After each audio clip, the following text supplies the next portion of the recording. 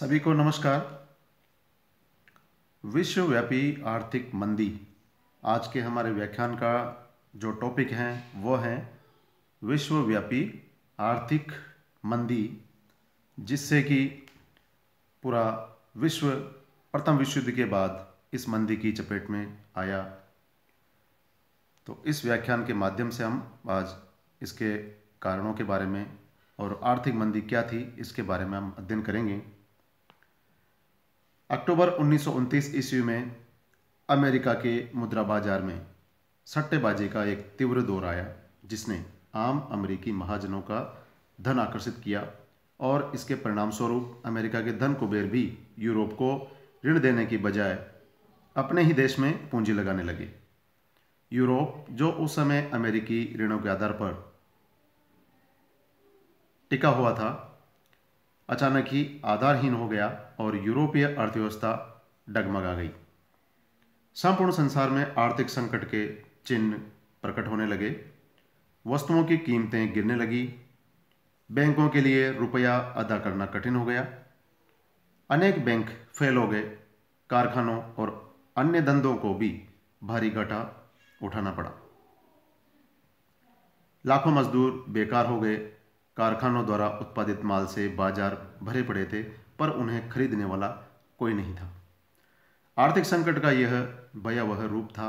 यह भीषण आर्थिक मंदी थी जो 1929 ईस्वी में आरंभ हुई, 1931 ईस्वी में अपनी चरम सीमा पर पहुंच गई और उसके पश्चात 1934 ईस्वी तक उसका प्रभाव बना रहा।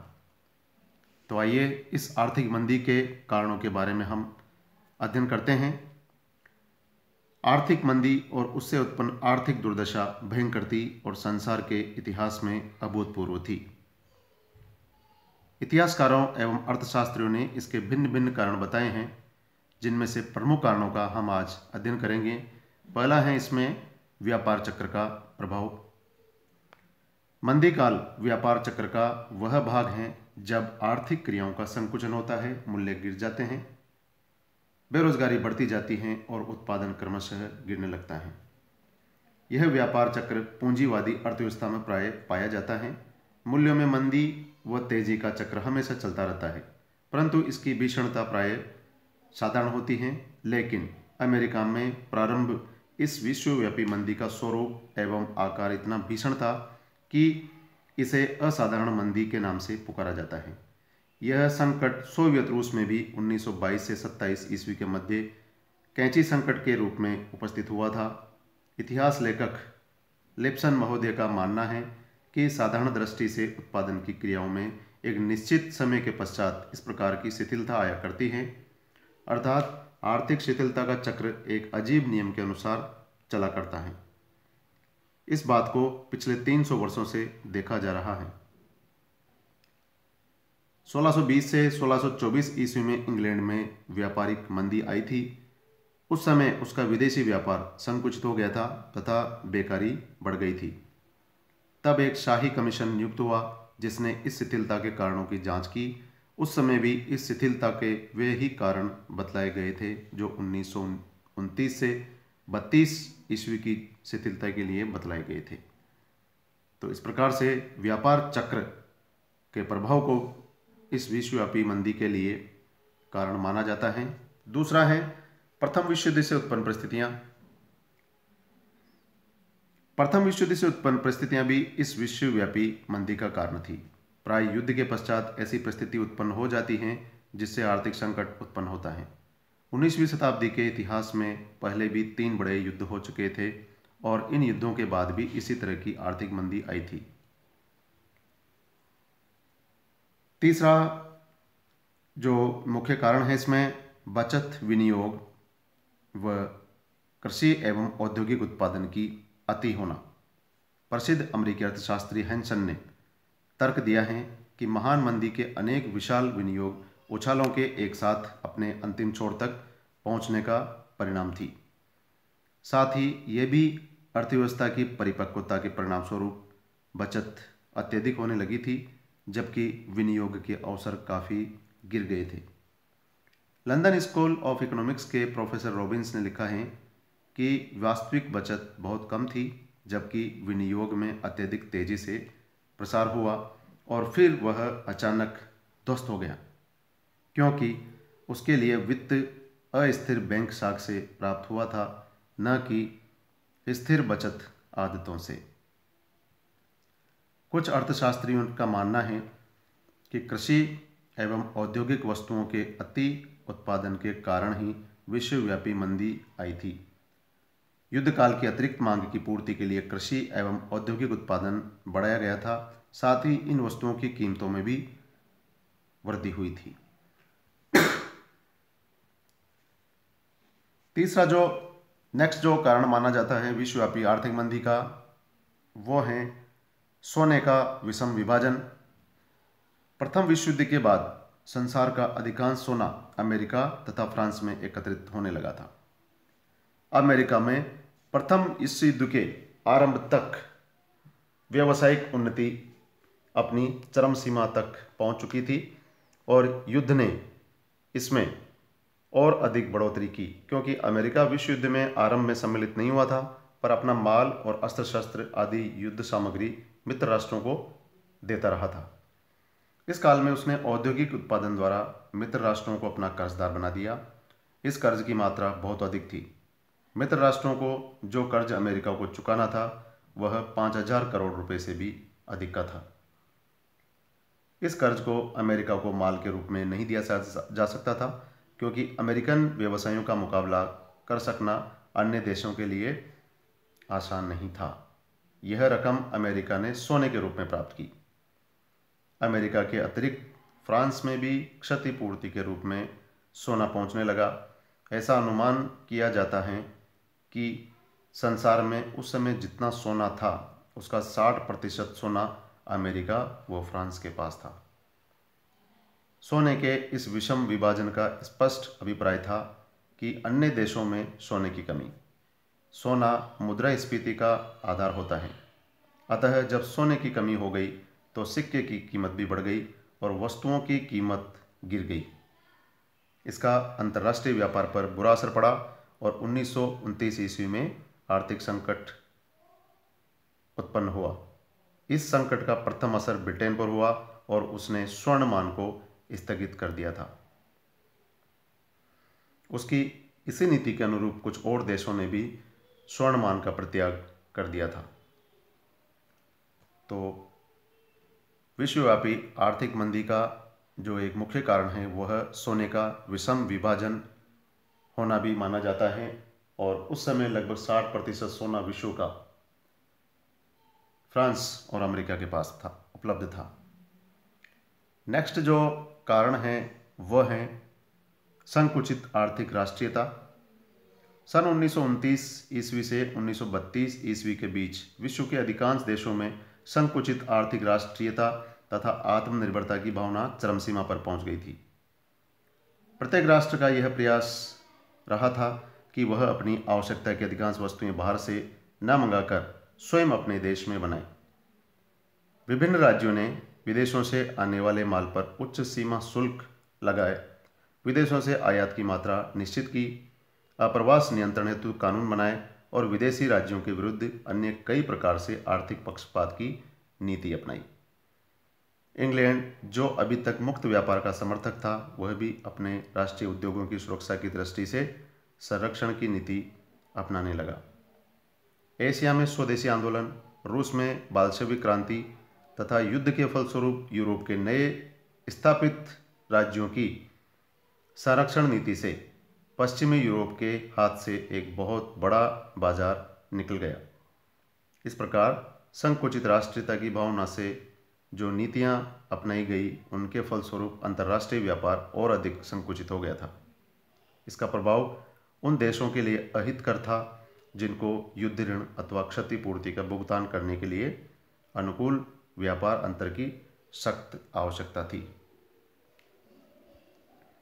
तो इस संकुचित आर्थिक राष्ट्रीयता को भी 1929 से 32 ईस्वी की जो विश्वव्यापी आर्थिक मंदी है उसके लिए एक प्रमुख कारण हम मान सकते हैं। नेक्स्ट जो रीज़न है आर्थिक मंदी का वह है सट्टेबाजी की बढ़ती प्रवृत्ति।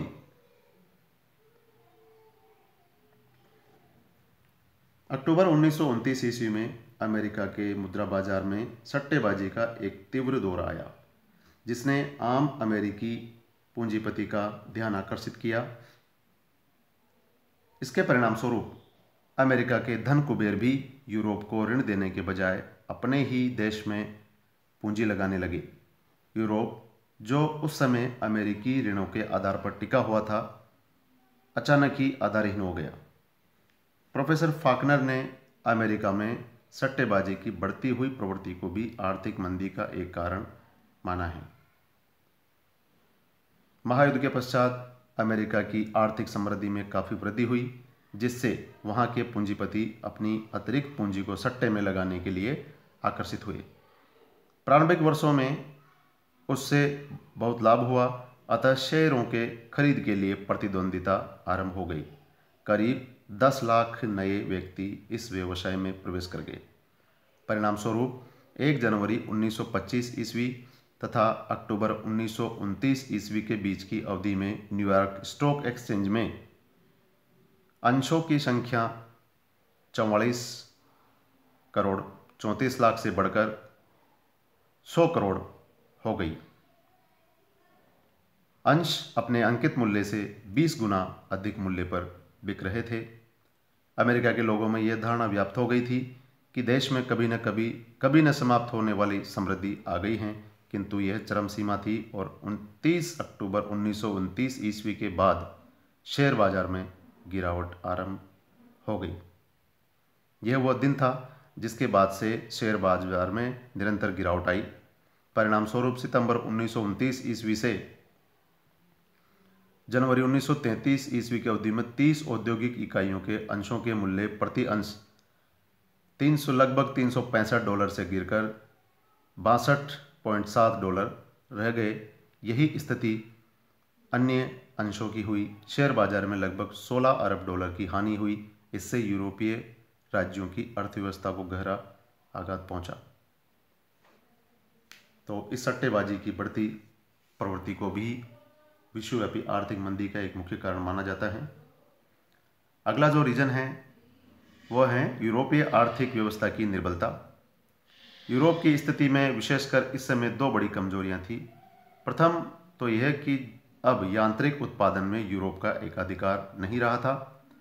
युद्ध काल की कठिनाइयों के कारण जापान, भारत तथा ब्रिटिश राष्ट्रमंडल के देशों में फ्रांस, जर्मनी, इंग्लैंड आदि देशों से माल खरीदने के स्थान पर स्वयं अपनी आवश्यकता की बहुत सी वस्तुएं बनाना आरंभ कर दिया था। इस समय कनाडा, रूस आदि देश इतना सस्ता अन्न उत्पन्न कर रहे थे कि यूरोप के कृषि प्रधान देश मूल्यों में उनका मुकाबला नहीं कर सकते थे। इससे यूरोप में कृषि प्रधान देशों पर बहुत ही प्रतिकूल प्रभाव पड़ा, बहुत बुरा प्रभाव पड़ा। यूरोप की आर्थिक स्थिति की दूसरी निर्बलता यह थी कि उन दिनों यूरोप के देश ऋण प्राप्त कर अपना काम चला रहे थे। जर्मनी ने डावस योजना के कार्यान्वित होने के बाद विदेशों से 90 करोड़ पाउंड ऋण लिया था, जिसमें से अधिकांश अमेरिका से प्राप्त हुआ था। इस ऋण की सहायता से उसके व्यवसाय अच्छी तरह चल रहे थे, व्यापार उन्नति पर था और उसकी आय से वह क्षतिपूर्ति की किस्त चुका रहा था। 1924 से 29 ईस्वी के 5 वर्षों में उसने लगभग 50 करोड़ पाउंड का भुगतान क्षतिपूर्ति के रूप में किया था और 40 करोड़ पाउंड की उसकी बचत हुई थी। इस प्रकार 1929 ईस्वी तक जर्मनी में समृद्धि उत्पन्न हो गई थी, किंतु अक्टूबर 29 ईस्वी में न्यूयॉर्क के बैंकों का दिवाला निकल गया। विश्व पर इस घटना के 2 प्रभाव पड़े। प्रथम, उन देशों को ऋण मिलना बंद हो गया जो उससे निरंतर ऋण लेकर ही अपना कार्य चला रहे थे, तथा दूसरा जो मुख्य प्रभाव है वह है मूल्यों में गिरावट का आ जाना। तो यूरोपीय आर्थिक व्यवस्था की निर्बलता को भी विश्वव्यापी आर्थिक मंदी का एक कारण माना जाता है। अगला जो कारण है वो है उपभोग में कमी। उपभोग में कमी भी महान आर्थिक मंदी का एक प्रधान कारण बना। 1900 ईस्वी से 1929 ईस्वी के बीच की अवधि में मजदूरी की तुलना में लाभ में बहुत अधिक वृद्धि हुई थी, जिससे बचत तथा उपभोग के बीच का अंतर बहुत बढ़ गया था। J.M. क्लार्क ने लिखा है कि समग्र आय के अनुपात में वृद्धि लाभप्रद स्थिति की ओर अग्रसर थी और मजदूरी व वेतन से संबंधित अनुपात में कमी आ रही थी। 1900 ईस्वी से 1929 ईस्वी के बीच राष्ट्रीय आय में अनुमानतः 4 गुना वृद्धि हुई, किंतु राष्ट्रीय आय में इस असाधारण वृद्धि के परिणामस्वरूप भी जनता की क्रय शक्ति में कोई तीव्र वृद्धि नहीं हुई थी, अतः आर्थिक संकट उत्पन्न हुआ। यंत्र जनित बेरोजगारी, आर्थिक मंदी का यह भी एक कारण माना जाता है। यंत्र जनित बेरोजगारी के कारण विश्व युद्ध के बाद उत्पादन के प्रत्येक क्षेत्र में नए यंत्रों के उपयोग की होड़ सी लग गई थी। इन यंत्रों को अपनाने के कारण अब एक यंत्र 500 व्यक्तियों या उससे भी अधिक के बराबर काम करता था। इस प्रकार यांत्रिक उन्नति ने बेकारों अथवा बेरोजगारों की संख्या को बहुत अधिक बढ़ा दिया था। इससे प्रति व्यक्ति आय में कमी हुई, साथ ही क्रय शक्ति भी कम हो गई, जिससे प्रभावशाली या प्रभावोत्पादक मांग में कमी हो गई।